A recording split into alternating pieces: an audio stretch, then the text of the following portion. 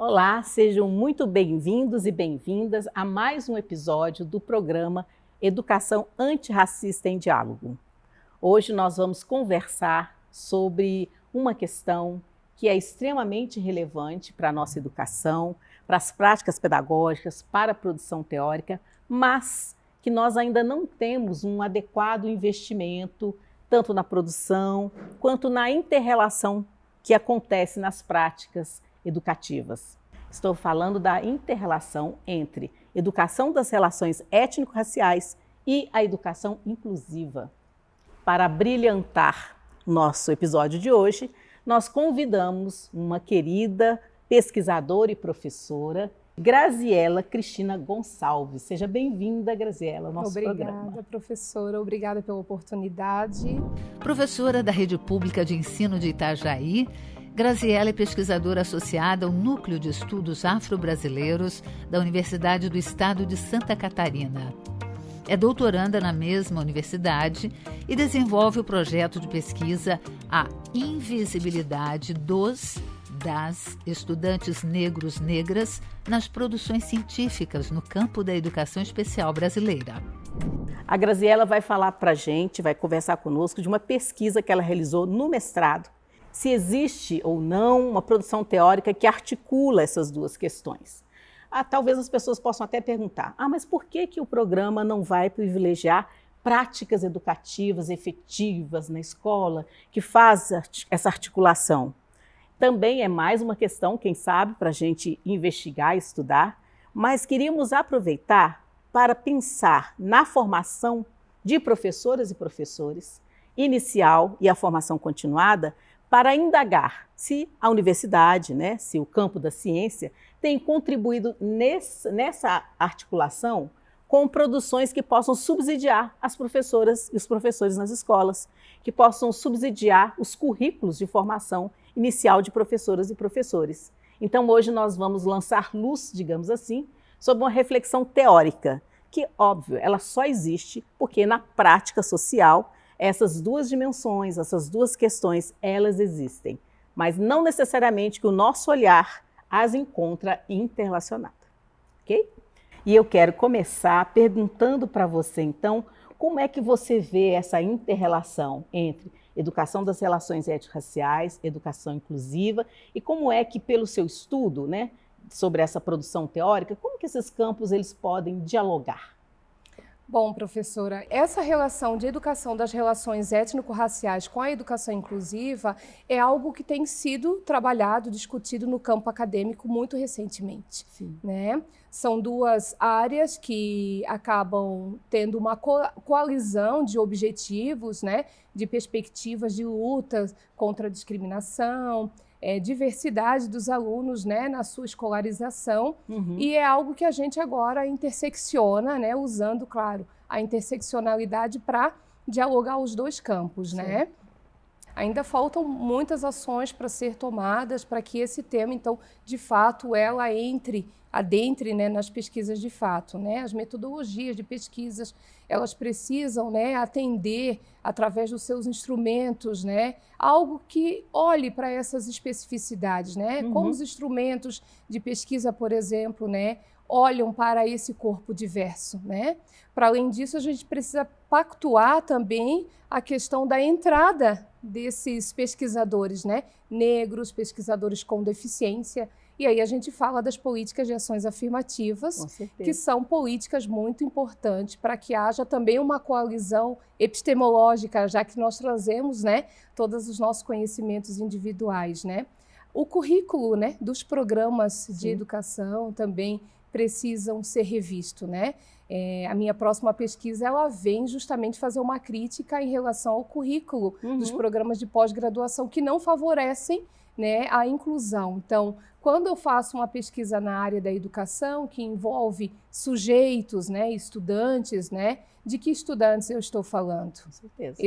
Essas categorias de análise, negro, deficiência, gênero, territorialidade, por exemplo, de que forma elas aparecem nas pesquisas? Então, nós precisamos, de fato, fazer uma reconstrução dos nossos programas a partir do olhar do currículo, das linhas de pesquisa, dos grupos de pesquisa que favoreçam realmente essa interlocução entre raça e deficiência, né? Relações étnico-raciais e a educação inclusiva.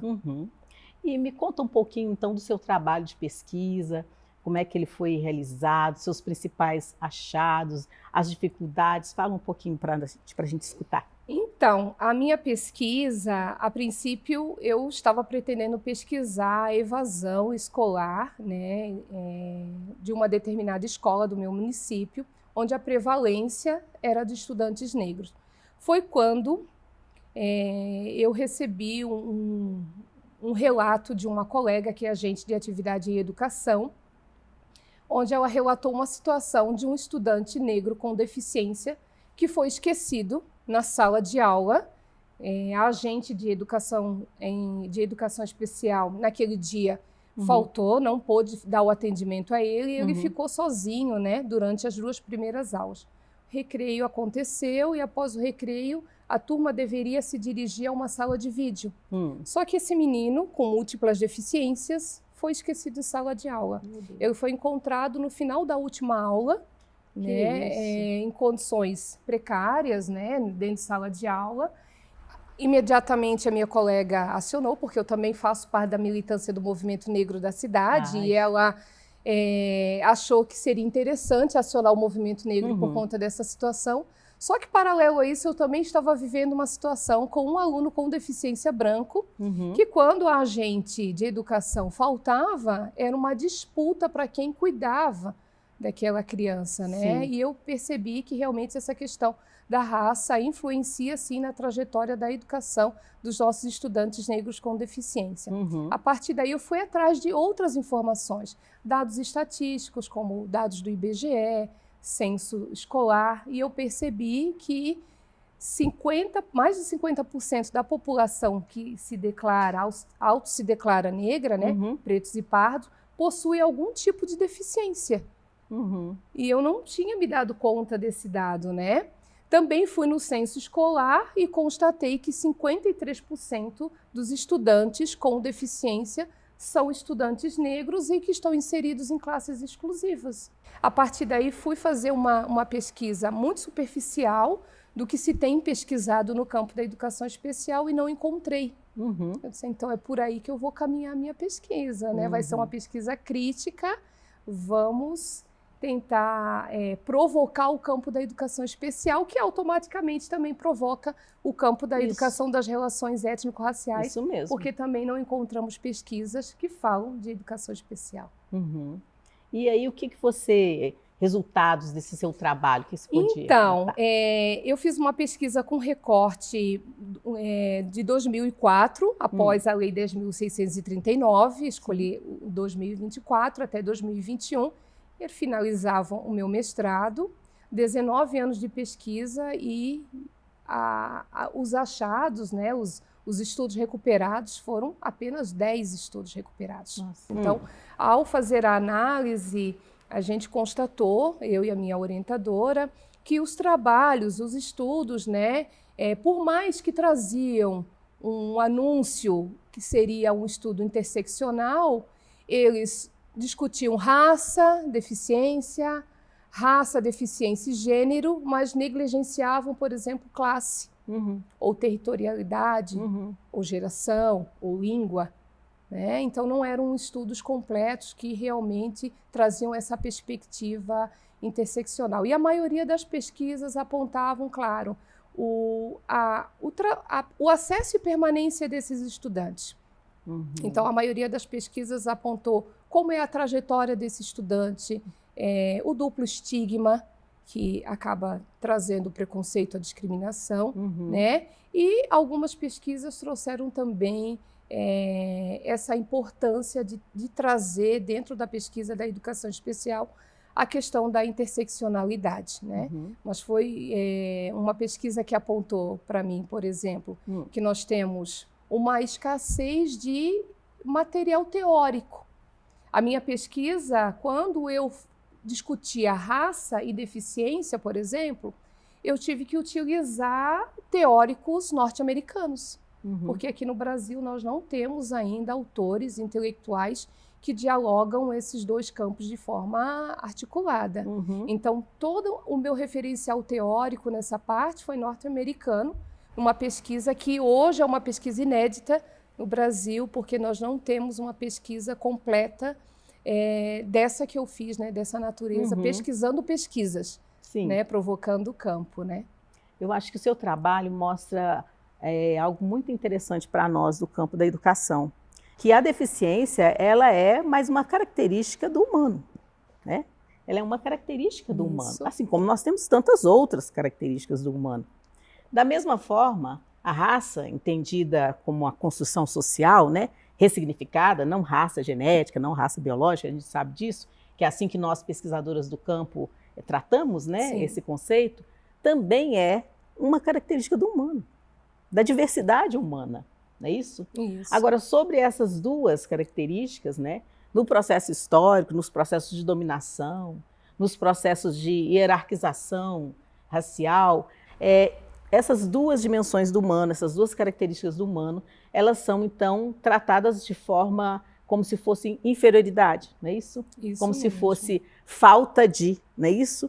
Como se fosse menos humano e menos humana essa pessoa que porta, então, essas características da própria diversidade que nós temos. Então, para nós da educação, é algo extremamente relevante conseguir superar, digamos assim, não é isso?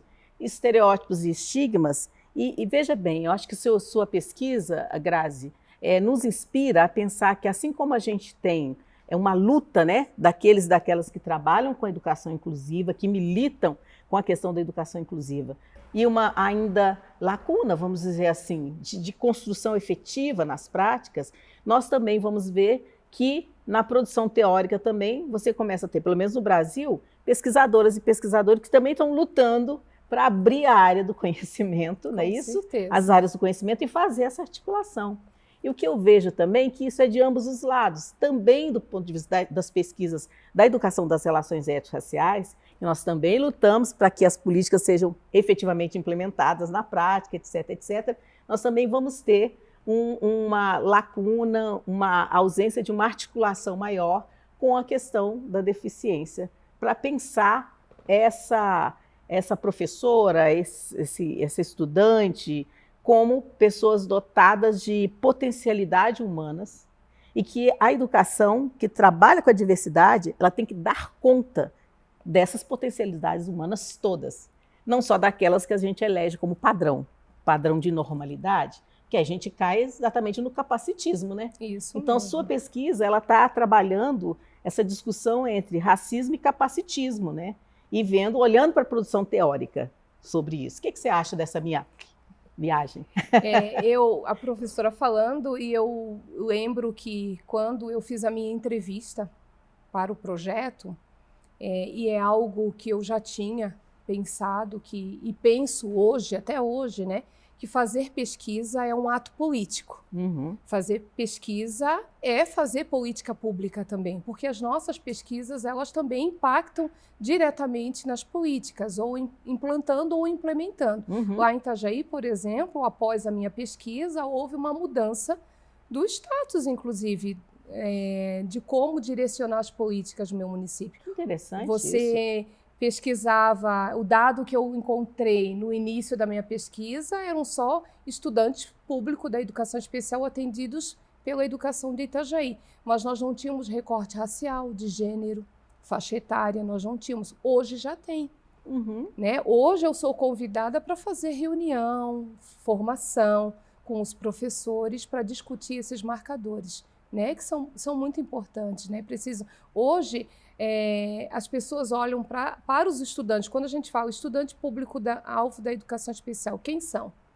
Geralmente se pensava em crianças brancas, né? Mas olha os dados que o IBGE, o Censo Escolar, nos traz, que nós temos um número muito relevante de pessoas negras. Então, há uma diversidade que precisa ser analisada, porque as experiências são diversas. E as pesquisas mostraram isso. Com certeza. E a minha pesquisa também é uma pesquisa de militante. Uhum. E isso me afetou assim profundamente. Então, quando eu fui para minha defesa, eu fui muito emocionada também em trazer à tona essas pesquisas.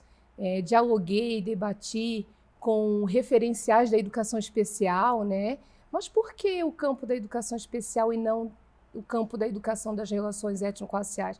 Por que você está provocando o campo da educação especial? Porque esse campo é um campo onde nós temos mais pesquisas. Então, a minha provocação foi para o campo da educação especial. A partir de qual momento vocês analisaram ou perceberam que uma criança com deficiência ela tem múltiplas dimensões, vários marcadores.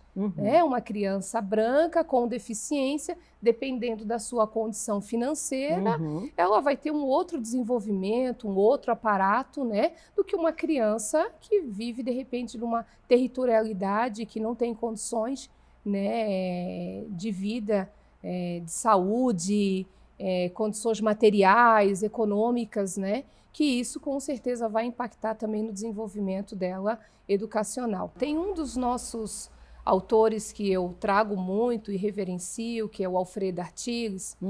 Ele é um latino-americano, professor também numa universidade dos Estados Unidos. Ele começou essa provocação mesmo, né? E tem muitos trabalhos dele relacionados a isso, que ele fala da importância dessa coalizão, de unir forças. Né? Essa união de forças, elas vão impactar para uma política educacional que vá atender essas especificidades, porque senão nós vamos continuar em caixinhas.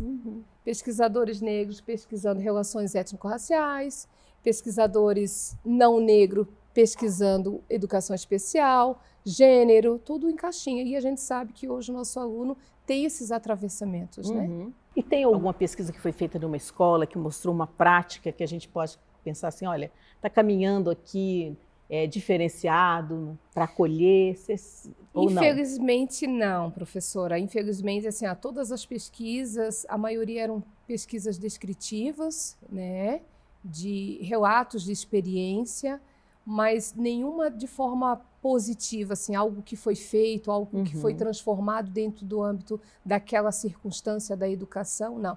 Todas denunciavam essa dificuldade de interseccionar raça com deficiência. Né? E ao final de todas as pesquisas, o apelo do pesquisador para que se façam mais pesquisa, que se alterem as políticas públicas, que se revejam as matrizes curriculares para atender essas especificidades. Então, eu estou entendendo que o que o seu trabalho nos mostrou é que começa a haver agora uma maior consciência da necessidade da interseccionalidade acontecer. Isso mesmo. Na pesquisa teórica, o que a prática já tem nos mostrado também, que é preciso que essas práticas também sejam práticas interseccionais. Isso mesmo, com certeza. Bom, acho que agora nós vamos passar para o nosso momento de perguntas. E queria saber se alguém quer fazer alguma pergunta. Olá, Nilma. Olá, Grazi. A gente percebe que no projeto político-pedagógico das escolas, a gente tem uma determinada data para a gente falar sobre as relações étnico-raciais, né? Sobre indígenas, né? E agora que está repercutindo muito a educação escolar quilombola, né? Então, assim, eu percebo que dentro da minha sala de aula eu fiz uma pesquisa com meus alunos, na faixa etária de 9, 10 anos, e percebi que eles têm dificuldade de se reconhecerem como negros, né? Então, assim, a minha pergunta para você Grazi, você consegue perceber em suas pesquisas, né, essa dificuldade de se autorreconhecimento? Bom, Amanda, de forma geral, né, eu não pesquiso só educação especial. As minhas pesquisas iniciais foram educação das relações étnico-raciais. A gente precisa entender também que nós vivemos num país extremamente racista, com atitudes racistas, né, que faz com que as identidades sejam negadas. Então, nós temos, sim, situações de estudantes, de alunos que, com certeza, né, têm essa dificuldade de se identificar ou não querem se identificar por conta dessa crueldade que é o racismo, né? Nas pesquisas que eu analisei, esse recorte racial ele era muito pontuado, né? Por quê? Porque os pesquisadores usavam o censo né? E nós foram pelo censo, né? Então esse reconhecimento acontecia. Mas também eu observei alguns relatos durante as análises das pesquisas, né? Que essas crianças também afetadas, né, por esse duplo estigma também, elas tinham um certo receio, uma certa vergonha, né, de se mostrar, de se identificar, né, até mesmo as próprias famílias aparecem, né, até porque elas estavam sobre um guarda-chuva, né, com vários marcadores que as tornavam diferentes e que as colocavam à margem, né, de todo esse sistema escolar. Então, obviamente, né, em algumas situações, né, elas se reconheciam como negras, né, sabiam que elas estavam sendo reconhecidas como negras, mas também havia essa dificuldade também de se aceitar, né? As pesquisas também revelaram isso também, né? Então, essa questão do duplo estigma também trouxe essa dificuldade, né, para eles. Olá, professora. Quão difícil a senhora percebeu com os professores, que às vezes parece que quando eles se veem na situação, né, com um aluno que tem deficiência e também é negro, ele lida com duas identidades. É difícil para o professor, e como a senhora indicaria assim, para ele começar a perceber o todo, né, e não separar essas duas identidades? A gente também não pode crucificar os professores, né? Até porque eles não tiveram essa formação inicial para trabalhar com essas múltiplas identidades, né, que compõem o seu estudante, né? Mas algumas instituições já vêm promovendo alguma formação para trabalhar com esse professor, de que forma ele pode adaptar o seu currículo, ou que esse currículo, que o seu planejamento atenda esses marcadores, né? Uma criança negra com deficiência, um menino ou uma menina, né? De que forma eu posso preparar uma aula que vá atender a necessidade dessa criança, né? E fazer com que os outros, né, os ditos normais também respeitem a deficiência, aquela condição, né? E também colaborem para o aprendizagem daquele colega. Mas é algo que a gente ainda vem discutindo na educação, né? Então ainda falta, nós estamos ainda provocando tanto o campo da teoria, mas também o campo da formação docência, né? Os professores ainda eles estão sendo formados, né? E passando por uma formação contínua para lidar com esse tipo de situação e entender que ele tem que olhar para esse aluno agora pensando em várias dimensões.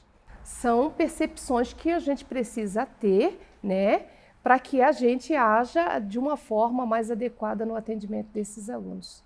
Olá, professoras. Essa situação que a senhora falou, que do menino esquecido, né, na sala de aula, mais do que um preconceito com a deficiência dele, foi um racismo muito forte, porque a outra criança branca tinha uma cuidadora, digamos assim, e ele ficou totalmente esquecido, né?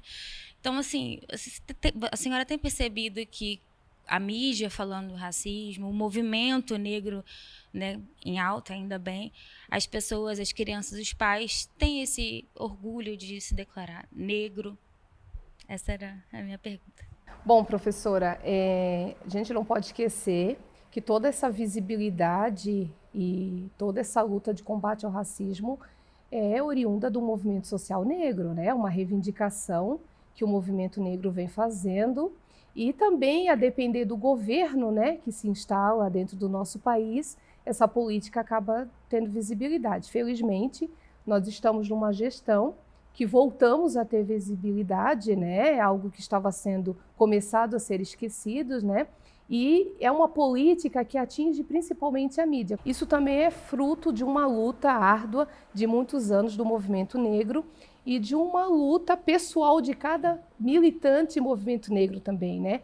Quando eu estou em sala de aula ou quando eu promovo alguma formação para professores, eu sempre incentivo eles para que os professores trabalhem a valorização das crianças negras, a valorização do negro, positivando o que é ser negro no Brasil de forma positiva. Então, as contribuições na educação, na política, no trabalho, na cultura, no esporte. Foi algo muito importante que eu vim do município também, recentemente, onde me chamaram por conta de várias situações racistas que estavam acontecendo nesse município. E eu fui em todas as escolas onde aconteceu essas situações. E ao entrar na sala, eu não falei de racismo. Eu não falei que racismo era crime. Eu não falei em nenhum momento de questões criminalizando o racismo. Eu fui falar das grandes contribuições dos negros. Aqueles alunos negros que estavam lá no fundo da sala, porque permanece aquele paredão negro no fundo da sala ainda, em algumas instituições. Eles já estavam todos empoderados ao final da palestra. Vocês sabiam que algumas palavras que a gente usa na nossa língua portuguesa, que deveria se chamar língua brasileira, são palavras africanas? Bunda, por exemplo, é uma palavra em Yorubá. Ah, não sabia. Mochila. Olha a mochila que vocês levam material. Então eu começo a trazer essas palavras, falar dos reis, rainhas. Nós somos descendentes de realezas, né? E eu trago isso. Então em nenhum momento eu falo do racismo. Eu vou lá para positivar a palavra negro e para trabalhar a valorização dessa criança negra frente a todas as outras que até então discriminavam ele. E isso surtiu de forma muito positiva, professora, porque depois eu tive relatos assim da escola, inclusive, estar desenvolvendo projetos, né, que vão durar o ano todo. Nós temos uma lei, 10.639, que orienta a temática estar dentro do nosso currículo e não apenas pontual, em projetos relâmpagos, né? Perto do mês de novembro. Né? Então eu trabalho essa questão e aí sim surte um efeito muito positivo, sim. Isso a gente percebe nas crianças. Bom, gente, nós estamos chegando então no finalzinho do nosso programa. Nós tivemos aqui hoje uma discussão muito relevante, muito séria, não é isso, Grazi? Mas o que eu quero deixar aqui é que o fato de nós hoje indagarmos tanto as práticas quanto as políticas, quanto a produção teórica, aqui nós estamos tomando como exemplo essas duas questões, educação inclusiva e educação das relações étnico-raciais, já mostra para a gente que não somos mais os mesmos e as mesmas, e que as coisas não são mais as mesmas. Estamos indagando e estamos construindo novas ações, novas práticas. Demora? Muitas vezes demora. Depende só do professor e da professora? Não. Depende de todos nós e depende de, cada vez mais, a gente avançar democraticamente na construção da educação como um direito para todas e todos, respeitando e reconhecendo a diversidade. Acho que é isso. Eu quero agradecer imensamente a professora Graziela por estar aqui conosco e partilhar muito desse seu trabalho, que eu tenho certeza que agora no doutorado vai trazer para a gente mais elementos e depois deve voltar certamente para outros programas para falar do seu trabalho. Que nós tenhamos mais pesquisadores negros e negras e mais pesquisadores e pesquisadoras com deficiência produzindo trabalho também sobre essas temáticas e muitas outras, né? Obrigada, gente.